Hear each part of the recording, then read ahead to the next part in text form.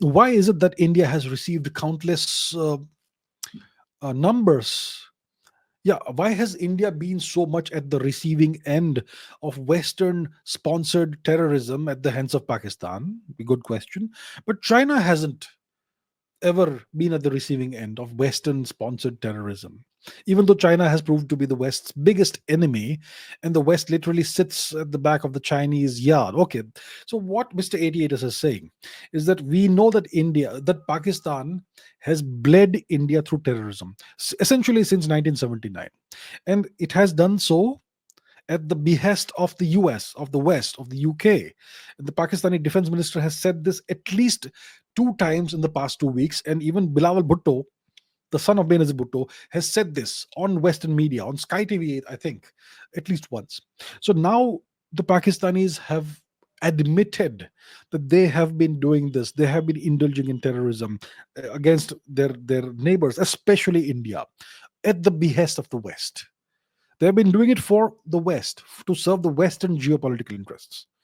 They were simply mercenaries. They were simply service providers. They have admitted this.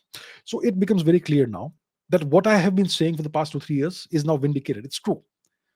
India has suffered from terrorism at the hands of Pakistan, terrorism that was funded and financed primarily by the United States from the 1970s and 80s onwards. Very clear that it is proven now. Pakistan has admitted this on the record. Pakistan government officials, extremely high ranking government officials, have admitted this. So India has been at the receiving end of Western terrorism, right, for decades, but done by Pakistan. But how come China hasn't been treated that way by the West? It's because the Chinese were smart and we were not. You see, our leaders weren't smart. The Chinese were smart. The Chinese, they they tricked the West into aiding and abetting the rise of China, the economic and industrial rise of China. The West midwifed this. The West opened their market to the Chinese. So the West wanted cheap manufacturing and they gave it to China. They gave their technology to China. They had China manufacture everything. They gradually transferred more and more sophisticated technology to China. And the Chinese became masters in a few decades of all these manufacturing processes and all of these technologies. And they absorbed all the technology. So they became a huge manufacturing power because the West allowed this. And the West, the Chinese told the West, you teach us all these things and slowly we will become like you. And the West, and the Americans thought that by opening our markets to the Chinese, we'll eventually make them a democratic nation. By seeing how superior we are and all that, eventually they'll become a democracy like us. That's what they thought.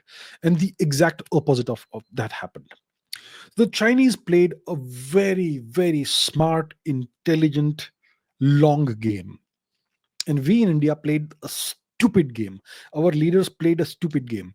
We could have done that. We were already a nation that had a lot of exposure to the West because of the 250 years of British occupation of India. We were familiar with Western ways. We could have been the manufacturing power.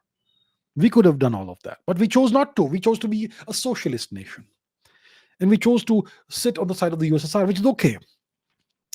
But we kept on harping, our leaders kept on harping on that we are a non-aligned nation while actually aligning with the USSR. And what did we gain by aligning with the USSR? Did we gain technology? Did we ask for it? Did we say to the USSR that you stop manufacturing, we'll manufacture everything for you? We did none of that. We had no vision. Our leaders had no vision.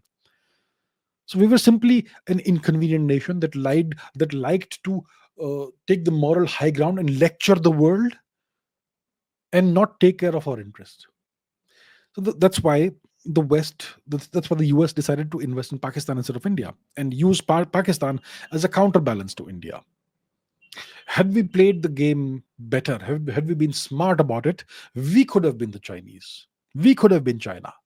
But our leaders had no vision, they had no standards. And that's why we were at the receiving end of decades of Western funded and financed Pakistani terrorism, and China were not. Because our leaders were stupid. That's why. This is a great question that Mr. 88 has asked.